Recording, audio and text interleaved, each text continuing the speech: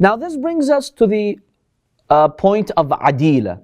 This is found in our hadiths and du'as. We even have a dua called dua al-Adila. So one of the greatest concerns at the moment of death is called adila. Adila means udul an al-haq, where you stray from the haq, from haq to batil, from truth to falsehood. Remember, because the sins are manifesting themselves, shaitan is trying. So what are some acts that help with adila such that you keep your iman at the moment of death? Number one, praying on time. There is a hadith in which the angel of death says, every single day, I visit every single household. Our homes, they're visited 5 times a day by the angel of death. Every single day, no exception. And basically, he will visit them at the time of salah. If he sees that they're timely with their salah, they observe their prayers, at the moment of death, the angel of death will be on your side and he'll tell you, look, I visited you all your life and you were mindful of your salah. So now I'll help you keep your faith. Say la ilaha illallah. The angel of death is going to help you say that. And this helps with the adila so that you don't give up your faith in those final moments. So that's number one.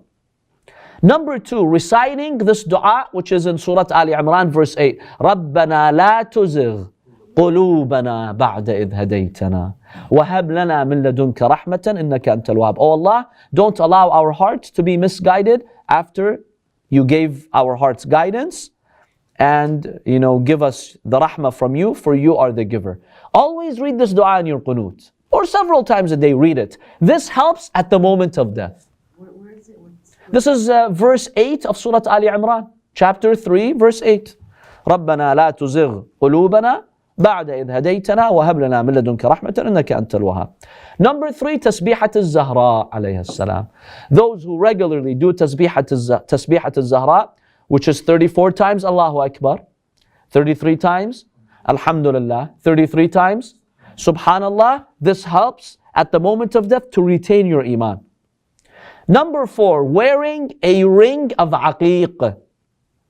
This is helpful at the moment of death. That's why one of the mustahab recommended acts is to wear a ring of aqiq. Aqiq is that yellowish reddish stone. And the best type of aqiq is the Yemeni aqiq.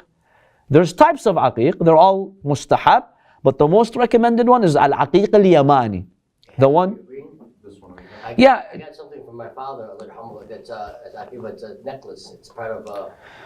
So the hadith states, at-takhattumu bi-khatam aqiq. So it's mustahab for it to be a ring. By the way, this istihbab is not just for men, even women. Even women, it's recommended for them to wear the aqiq of ring, or at least put it in a necklace. Yes. Is it in our hadiths that I came across a hadith in Bukhari once that says, if you recite Ayatul Kursi after every wajib salah, the only thing that's separate that comes in between you and paradise is death. Is that accepted in our hadith? Yes. We just mentioned Ayatul Kursi and how it eases the moment of death. Sure. It eases the punishment. Yes, reciting Ayatul Kursi after each salah has an amazing blessing. Absolutely. We have many hadiths about it. And they're very detailed and beautiful, how the angels bring a gift from paradise to this person.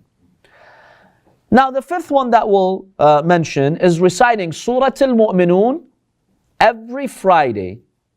If on Fridays you recite Surah al-Mu'minun, then Allah subhanahu wa ta'ala at the moment of death, He will retain your iman for you, such that you don't deviate. Okay. Can you listen to them, or you have to recite them? Listen to them, but also recite it. With them? Yeah, recite it with them. You get the maximum effect. But if you cannot recite it, then at least listen to it. It still has the barakah.